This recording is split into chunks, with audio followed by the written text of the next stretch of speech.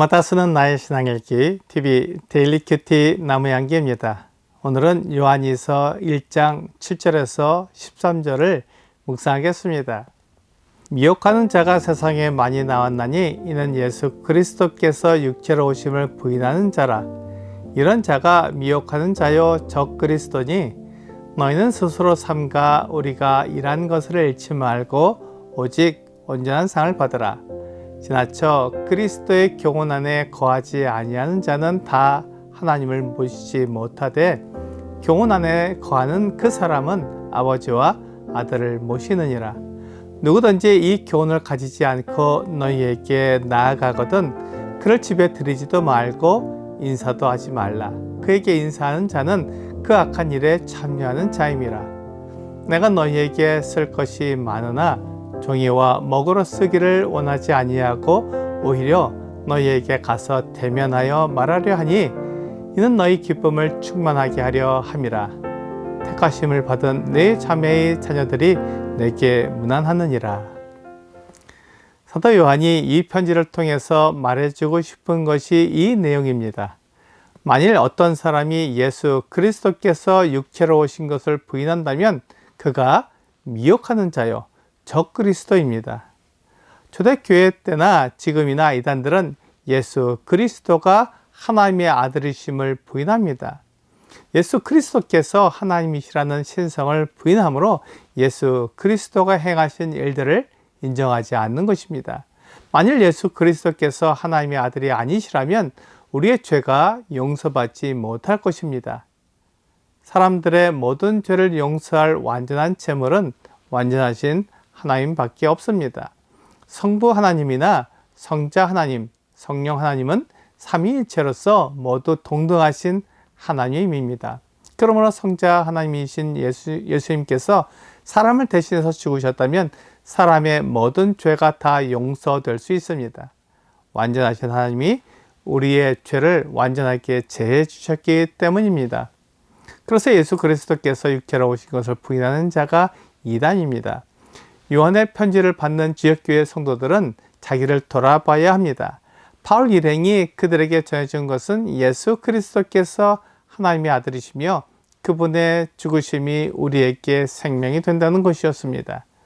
로마서 1장 16절과 17절은 내가 복음을 부끄러워하지 아니하노니 이 복음은 모든 믿는 자에게 구원을 주시는 하나님의 능력이 됨이라. 먼저는 유대인에게요 그리고 헬라인에게로다.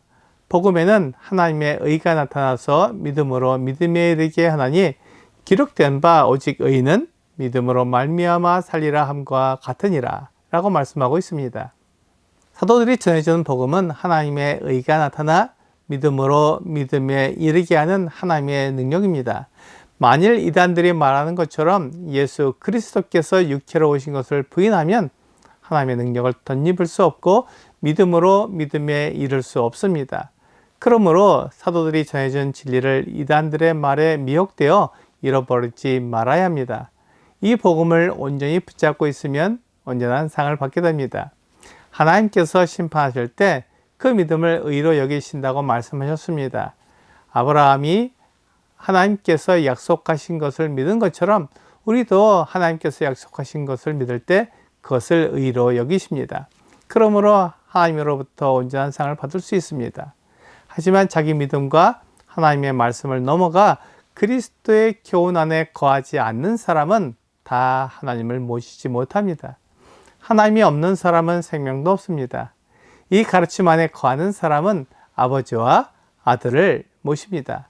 요한일서 5장 11절과 12절은 또 증거는 이것이니 하나님이 우리에게 영생을 주신 것과 이 생명이 그의 아들 안에 있는 그것이니라. 아들이 있는 자에게는 생명이 있고 하나님의 아들이 없는 자에게는 생명이 없느니라 라고 말씀하고 있습니다.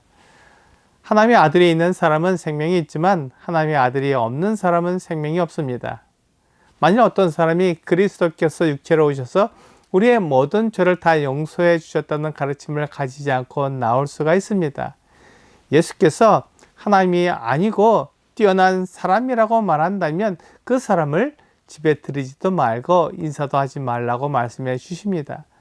우리가 이단을 만나게 되면 어떻게 해야 하는지 잘 모를 수 있습니다. 그를 악한 곳에서 건져내려고 집에 들어오게 할 수도 있습니다. 하지만 이단에 빠진 사람은 쉽게 건져낼 수 없습니다. 오히려 진리를 믿고 있는 사람에게 부정적인 생각을 넣어서 올바른 신앙생활을 하지 못하게 만듭니다. 그래서 이단에 속한 사람들은 집에 들이지도 말고 인사도 하지 말아야 합니다. 만약 이단에 속한 사람과 인사를 나누면 나도 이단에 속한 사람이라고 오해받을 수가 있기에 그들과 인사도 하지 말라고 말하는 것입니다. 요한은 그 지역교회에 쓸 것이 많지만 가장 중요한 것만 쓰고 오히려 그들에게 가서 대면하여 말하기를 원했습니다. 성도와 성도가 만나면 기쁨이 충만하게 됩니다. 요한은 그것을 알았고 그렇게 교제하기를 원했습니다. 성도를 만나는데 긴장이 되고 교제가 어렵다면 그것은 잘못된 것입니다. 요한일서 1장 3절과 4절은 우리가 보고 들은 바를 너희에게도 전함은 너희로 우리와 사귐이 있게 하려 함이니 우리의 사귐은 아버지와 그의 아들 예수 그리스도와 더불어 누림이라. 우리가 이것을 쓰면 우리의 기쁨이 충만하게 하려 함이라 라고 말씀하고 있습니다. 성도의 교제는 서로 사귐이 있는 것이고 기쁨이 충만한 것입니다. 이제 요한은 택하심을 받은 네 자매의 자녀들이 내게 문안한다고 말하므로 이 편지가 지역교회에 보낸 것이며 요한과 함께 있는 성도들이 문안하고 있다는 것을 말하고 있습니다. 아마도 박해가 있어서 교회라는 말을 쓸 수 없어서 이렇게 교회를 뜻하는 부녀와 네 자매의 자녀들이라는 말을 사용하는 것으로 보입니다. 오늘의 적용 질문을 보겠습니다. 잘못된 사상에 빠지지 않는 것은 바른 교훈을 알고 행하는 것입니다. 성경에서 말하는 이단에 대해 찾아보고 성경에 잘 표시해 보세요. 이단에 속한 사람은 그리스도 예수께서 사람으로 오신 것을 부인합니다. 그렇게 함으로 하나님의 복음을 가로막는 것입니다. 하나님의 자녀들은 하나님의 말씀으로 교제하고 생명을 나누기에 기쁨이 충만하게 됩니다. 오늘 예수 그리스도께서 하나님의 아들이심을 믿고 그 믿음을 통해 영원한 생명을 얻는 여러분과 제가 되기를 주 예수님의 이름으로 기도합니다.